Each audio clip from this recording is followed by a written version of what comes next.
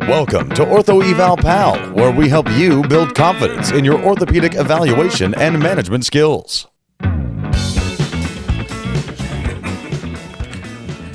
Hello, my name is Paul and this is Philip. Philip is 79 years old and comes to see me today with some complaints of low back and pelvic girdle discomfort. And on evaluation and observation, what we found was that his range of motion is very limited. His gait, he has a very forward flexed gait. He doesn't extend his hips very well, and quite antalgic movements.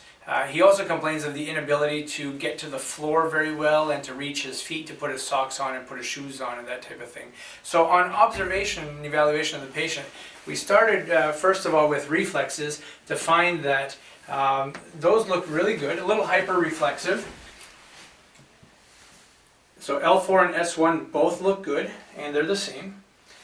We checked his strength throughout his feet, throughout his legs. He has equal strength on both sides and has equal sensation to both sides.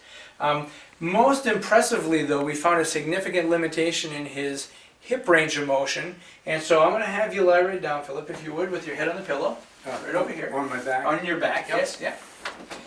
And I'm going to have you keep your legs straight. And notice, he cannot straighten out his legs, and that's quite severely painful. Yeah. And his hip joints are so tight they're not allowing him to do that. So I'm going to take this leg, I'm going to bring him right up like this, okay, and I'm going to try to flex him.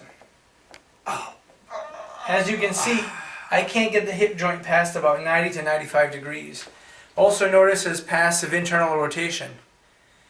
I'm at neutral there. I'm at 5 degrees there, and that's significantly painful, and that is really compressing the joint. The last thing I check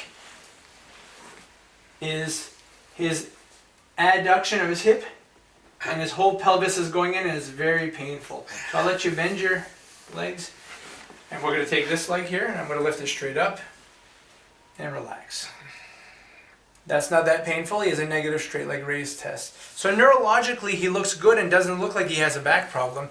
I also palpated his back, and he had no discomfort whatsoever in his back or his SI joint. But I'm very suspicious he has a grade 3 arthritis in his hips. He probably will require surgery, and will consult with his physician about referring him over to an orthopedic surgeon. But this is a classic example of somebody who looks like they have back pain, but the pain is being referred from the hip joints, severely arthritic hip joints. Thank you. We hope you've enjoyed this video, and for more awesome content, go to orthoevalpal.com. Can't wait to see you there.